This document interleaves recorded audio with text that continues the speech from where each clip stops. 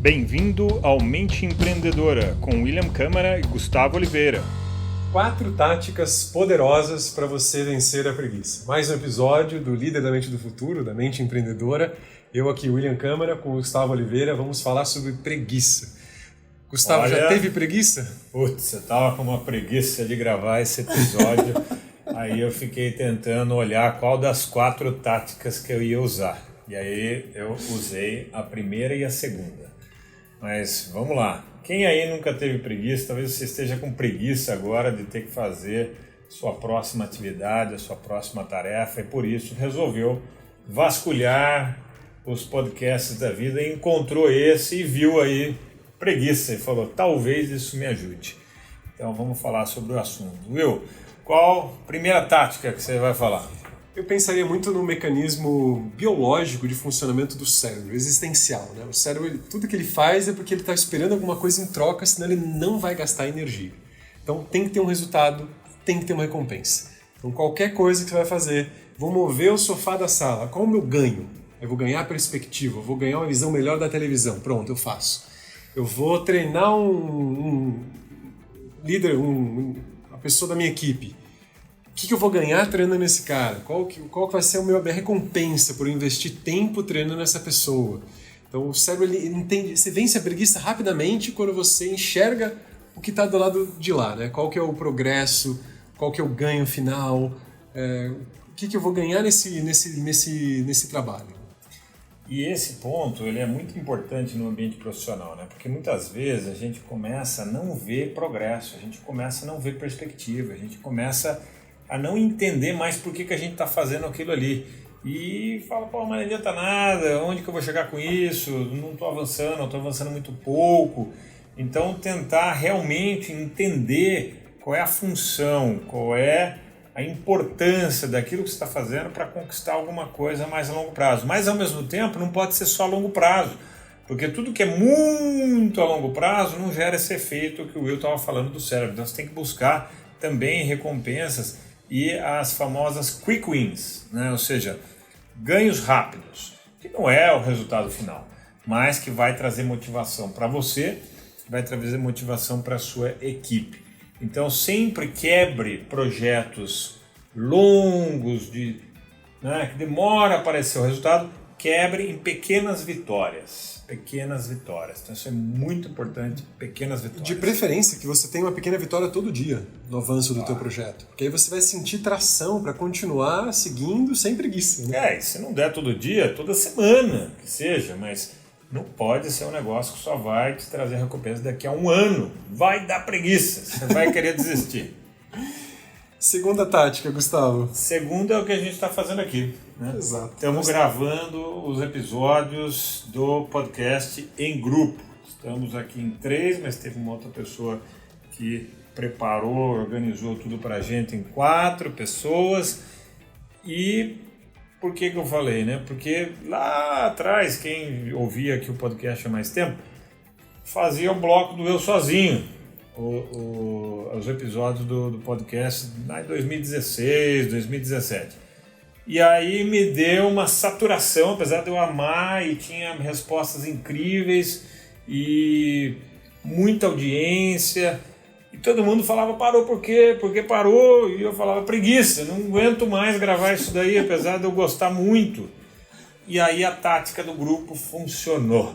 Então, atesto, a tática do grupo, para mim, funcionou.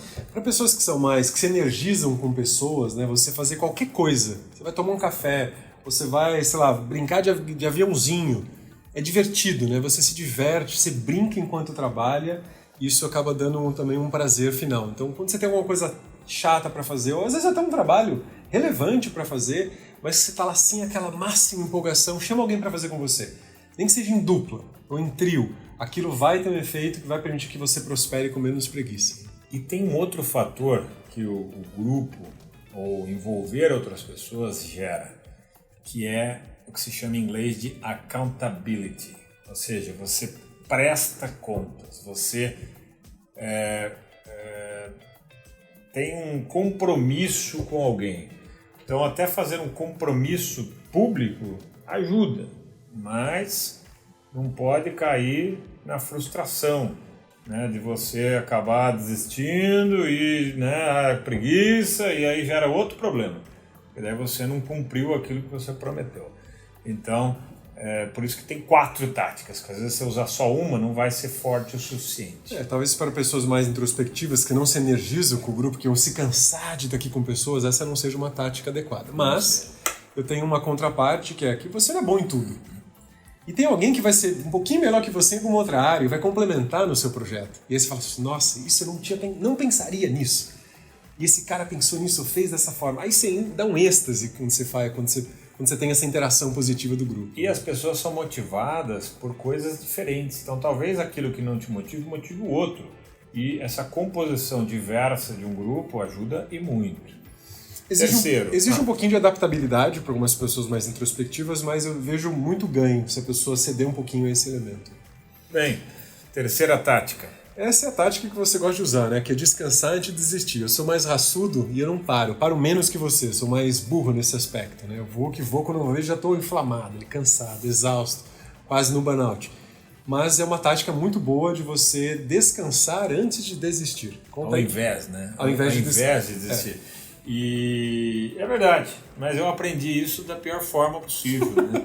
Então eu aprendi isso não descansando, até aquele ponto que você chega ali no limiar do burnout, mesmo fazendo coisas que você é apaixonado, e você chega ali naquele limiar. Eu cheguei várias vezes nesse limiar, e aí eu aprendi a descansar ao invés de desistir, e aí é muito melhor, a jornada fica muito mais agradável, né? E aí você mantém a empolgação com aquilo sempre. Senão chega uma hora, que é o que eu fiz gravando os podcasts. Chegou uma hora que eu desisti. Porque saturou. E aí entra um descanso que não é só descanso diário de você dormir, né? Mas eventualmente depende da tua intensidade do teu trabalho, você precisa descansar a metade do dia. Não estou falando de uma soneca, mas quem é bom de soneca, uma soneca cai bem, mas às vezes uma pausa para contemplar o sol, ou vai tomar um café, ou fica ali durante um tempo ali só respirando, curtindo o vazio. Existindo. Permita-se existir por um tempo. A pausa do final de semana também conta, uma pausa todo mês, uma pausa mais longa no ano. Tudo isso interfere para aumentar o seu nível de paixão em fazer aquilo que você gosta de fazer. Muito bem.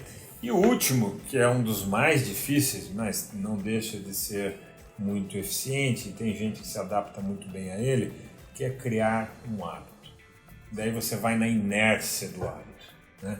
Só que para criar hábito, todo mundo sabe que demora, não é rápido, não é um dia, 2 dias, uma semana.